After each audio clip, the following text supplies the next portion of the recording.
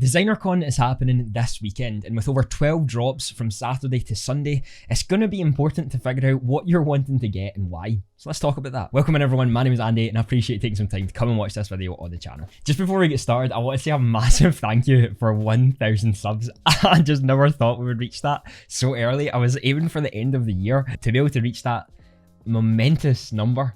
But thank you so much to everyone who's enjoying the content, believing in me and what I do. I really appreciate it. It means the world, and we're going to try aim to make this community something that is special. Let's talk about the drops this weekend then. Obviously, a lot of us are probably going to be out of our money because of Disney, and I'm the same. I spent all of the gems I had last night buying a Walt Disney for 2.1k. Of course, that was a massive risk for me as I've never spent that on an NFT in Veve itself, but I truly believe in the future of it. I really do think that was a good purchase for me to make. I had a good discussion this morning with someone who really didn't think that Walt Disney should be anything above anyone else, and it was interesting to see they thought about it. And I might actually make a video on why I believe Walt Disney will be one of the most sought after collectibles in the whole of Veve over the long run. So be sure to subscribe to that if that's something you'd like to see. As I've said, a lot of us are going to be out of our gems because once Walt had finished, everyone sort of FOMO'd into all of the other Disney characters. I actually told my dad to buy a C-3PO and Elsa before Walt actually happened, purely because I knew how much it was going to rise and how much people would FOMO into it, and they've already made a massive profits, which is amazing to see.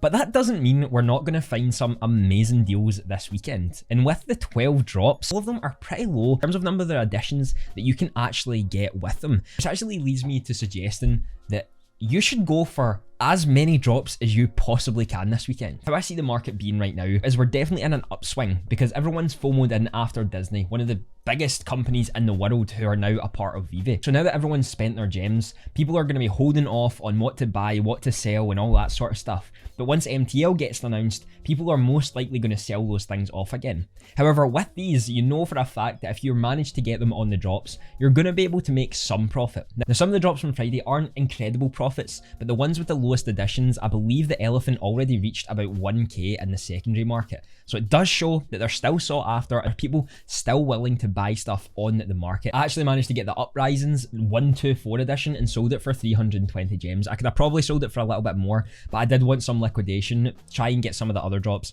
that are happening over this weekend. I believe it actually went to around 55 gems once the market opened, but I have seen it back up to 100, so they are getting purchased, they are being kept. All of these additions are pretty low for what they actually are. If we have a look at Saturday's drop, which is the day, I'm going to try and get this video out as quickly as I possibly can. We have David Presler at 9, 9M Viveros at 10, we then have Tristan Eaton at 12, Jim Mafford at 1, Jermaine Rogers at 3, and X Large at 4. This is amazing to see. Now, I've done some research on all of them, and I could say, you know, some of the other artists are bigger than others, and I completely understand that, but in all honesty, even if an artist is smaller than another, having 888 editions of something on Veve is amazing. And I do believe that you're still going to make some good profit if you manage to pick these up. And why I'm suggesting that you still go for every drop that you possibly can if you have the money to do so. Now, David Presler isn't the biggest artist I've ever seen in the world. I believe he has about 5,000 followers on Instagram, whereas someone like Tristan Eaton has about 230,000.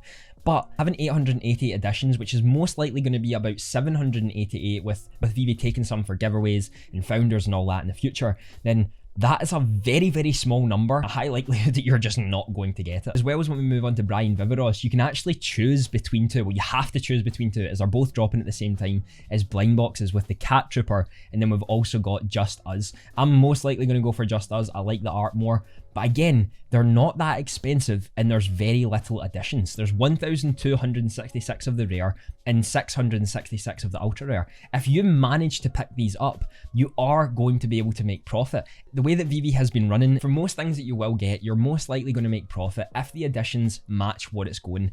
Now again, these are individual artists, they aren't from the biggest brands in the world, but this is going to be more significant. Something else we have to think about is that artists are also going to grow as the platform grows. As they grow and create more art, get a better fan base, they are going to become more significant in the app itself. People like Frank Kozik and Jermaine Rogers are people I've never heard of before, but the art has been on the app for a while, has actually helped grow both of their communities within the Veve ecosystem.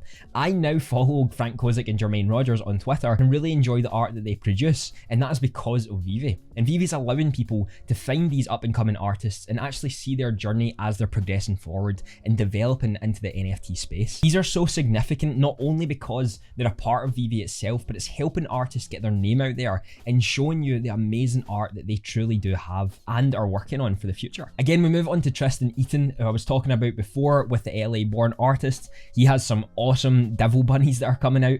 They are really, really cool. They're coming out of blind box. But again, let's take a look at it. $25 for these, and for the common, they're 6,000, uncommon 3,000, rare 2,600, and ultra rare 666. From the drop last night with the blind box that had 4, we can see that the common most likely will sell below for retail. But if you're someone who likes to take a little bit of a gamble and is going for this, then maybe hitting the rare or ultra rare will be something that will help you get more drops or get more liquidation or get some awesome things for your own vault. I'm not going to go through all of the drops. If you want me to make a video on Sunday about all the drops, I can definitely try and get that out before the launch happens to see maybe what you should be picking up. But my thought here is to really just go for everything you can. Not only are you supporting up and coming artists who are believing in this NFT space and really just integrating themselves into the new world that we are becoming a part of, but it allows you to also expand your knowledge on art itself. I don't know anyone who's ever went to an art studio to see art, but I now know so many people who buy NFTs art because they really do enjoy what it is. They enjoy the community, they enjoy the artist, they can talk to them on social media, and they can get to know their thoughts and feelings behind the art. And I think that's something that's going to be really, really special in the long run. Understand that a lot of people as well are maybe going to be on the fence because Disney is just an absolute other animal to individual artists. So you might be thinking, is it better to maybe buy Disney stuff rather than going for the artist? My suggestion and my own thoughts on this, that once the MTL actually comes into action and people can take their gems out, Disney will drop a little bit, which will give you an opportunity to get in. But right now, when you've got the chance to be able to buy something that has 666 editions for 50 gems, then you're not really going to get that opportunity on the secondary market. These things aren't going to go for 50 on the secondary market purely based on their editions alone, but some of these artists are quite renowned and are working to make a bigger name for themselves in this space. Veve could also be their leap to fame. Some of these artists may potentially become some of the best in the world, and imagine being able to own one of their first ever NFT art pieces on Veve. That could be incredibly sought after, and again, you're going to have to do your research on what artists are going to be working towards for this, but that could definitely be something to look at. Beeple, who's one of the most successful artists in the NFT space, did not sell much for 20 years of his career, but is now absolutely thriving with everything that he is doing. Potentially something on Veve with an individual artist could also have that. We don't actually know. The other thing we have to mention is interoperability. These artists are most likely going to have the opportunity to do that before the bigger brands. So if you're someone that wants to make sure it can go on to other places as quickly as possible, and these are the NFTs that are likely to do that. Something like Disney is going to take a while for something like that to actually happen and for everything to be integrated with other platforms. But when it comes to individual artists, you have the ability to do so. And again, that can get more eyes on the NFTs themselves, more community involvement within that, and potentially an increase in rise for your increase in profit when it comes to this. We do have to obviously compare the money that we have right now, what we're willing to spend, and what we're wanting to move forward with. But I would honestly say it's best to just try and go for as much as you possibly can during this designer con. A lot of people are out of gems, but are going to want some of these things in the future. And a lot of people are just going to be focusing on the Disney drops and the other big brands that may have dropped significantly as Disney was going on. Maybe this is your shot to get in with a little investment and actually make quite a lot of profit if you're able to be smart about this and get a little bit lucky on some of the drops that are happening. You've got quite a few chances with 12 drops over the next 2 days.